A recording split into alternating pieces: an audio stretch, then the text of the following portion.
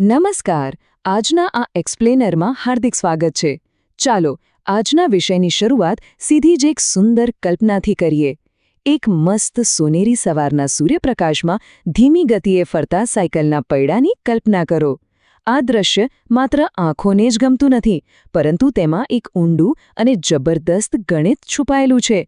આજે આપણે રોજિંદા જીવનમાં જોવા મળતી ભૂમિતિ વિશે વાત કરવાના છીએ, ખાસ કરીને વર્તુળની પાછળ છુપાયેલા રસપ્રદ ગણિતની. તો ચાલો આમાં ઊંડાણપૂર્વક ઉતરીએ. શું એક સામાન્ય ફરતું સાયકલનું પૈડું ખરેખર ગણિતનો કોઈ અદ્ભુત ચમત્કાર હોઈ શકે? બિલકુલ, 100%.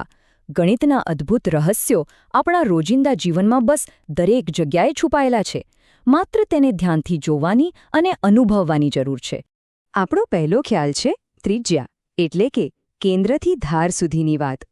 આ આકારને બારીકાઈથી સમજવા માટે સૌપ્રથમ પીઝાના ટુકડાને કાપવાની એ સામાન્ય પ્રોસેસ યાદ કરીએ, અથવા તો દિવાલ પર ટીક ટીક કરતી ઘડિયાળને ધ્યાનમાં લઈએ. આ બંને ઉદાહરણોમાં એક વસ્તુ એકદમ કોમન છે, અને એ છે તેમનું કેન્દ્રબિંદુ. આ કેન્દ્રબિંદુને પકડવું એ જ વર્તુળને સમજવાનું પહેલું પગથિયું છે. અહીં વાત આવે છે ત્રિજ્યાની, જેને અંગ્રેજીમાં આપણે રેડિયસ કહીએ છીએ. ત્રિજ્યા એટલે વર્તુળના બરાબર વચ્ચેના કેન્દ્રથી લઈને છેક તેની કિનારી સુધીનું અંતર.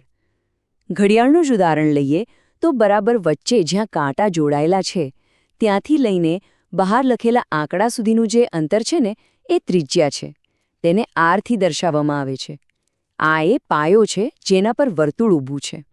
અને આ ખૂબ જ સુંદર રીતે દર્શાવે છે કે આ ખ્યાલને વાસ્તવિક દુનિયામાં કેવી રીતે માપી શકાય. ઉદાહરણ તરીકે, જો કેન્દ્રથી ધાર સુધીનું અંતર 5 સેન્ટીમીટર હોય તો તેનો સ્પષ્ટ અર્થ એ જ થયો કે ત્રિજ્યા બરાબર 5 સેન્ટીમીટર છે. છે ને એકદમ સિમ્પલ? ચાલો હવે થોડું મોટું પિક્ચર જોઈએ. આપણો બીજો કોન્સેપ્ટ છે વ્યાસ, એટલે કે આખા વર્તુળની આરપાર. પેલા પીઝાના 2 ટુકડાઓને બરાબર સામસામે ગોઠવી દઈએ, અથવા આખી ઘડિયાળને એક છેડેથી બીજા છેડા સુધી સળંગ જોઈએ તો કેવું લાગે? બસ આ જ દ્રશ્ય આપણને આપણી સફરના આગલા પડાવ તરફ લઈ જાય છે. આ નવો ખ્યાલ છે વ્યાસ, જેને ડાયામીટર કહેવાય છે. વ્યાસ એ વર્તુળની અંદરથી એક બાજુથી બીજી બાજુ સુધીનું એવું સીધું અંતર છે, જે બરાબર કેન્દ્રમાંથી જ પસાર થાય છે. તેને ડી અક્ષરથી દર્શાવવામાં આવે છે. સરળ શબ્દોમાં કહીએ તો આ એક એવો પુલ છે જે આખા ગોળને જોડી દે છે.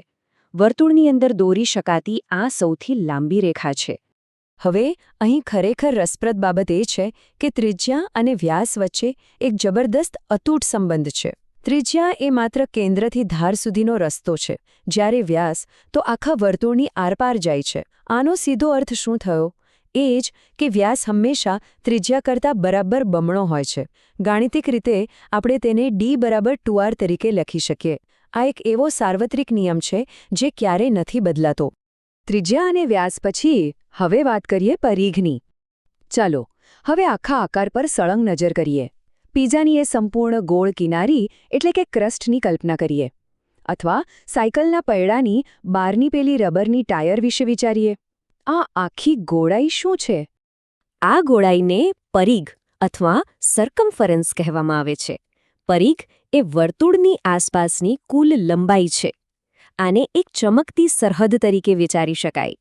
જો કોઈ પૈડાની ટાયરને કાપીને જમીન પર સીધી લાંબી રેખામાં ફેલાવી દેવામાં આવે તો એ રેખાની જે લંબાઈ થાય ને, એ જ તેનો પરિઘ ગણાય.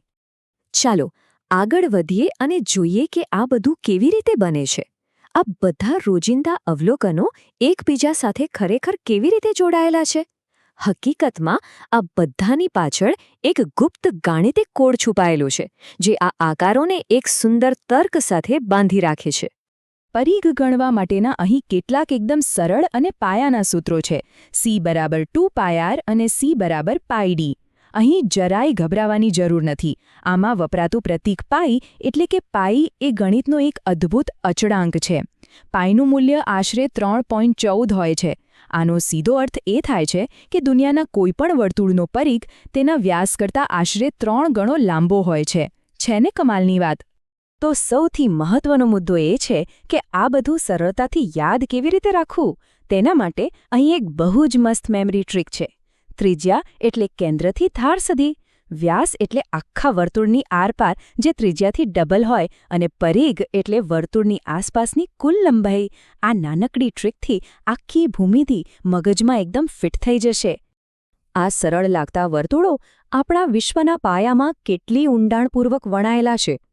જ્યારે પણ આસપાસ નજર પડે ત્યારે ચોક્કસ એવો વિચાર આવવો જોઈએ કે અન્ય કઈ કઈ જગ્યાએ ભૂમિતિ આ રીતે ખુલ્લેઆમ છુપાયેલી છે. પ્રકૃતિમાં, મોટી ઇમારતોમાં કે રોજિંદા મશીનોમાં ગણિત હંમેશા હાજર જ હોય છે. આ એક્સપ્લેનર અહીં પૂર્ણ થાય છે, પરંતુ આસપાસની દુનિયામાં છુપાયેલા આવા અદ્ભુત ગણિતને શોધવાની અને તેને માણવાની સફર હંમેશા ચાલુ રહેવી જોઈએ.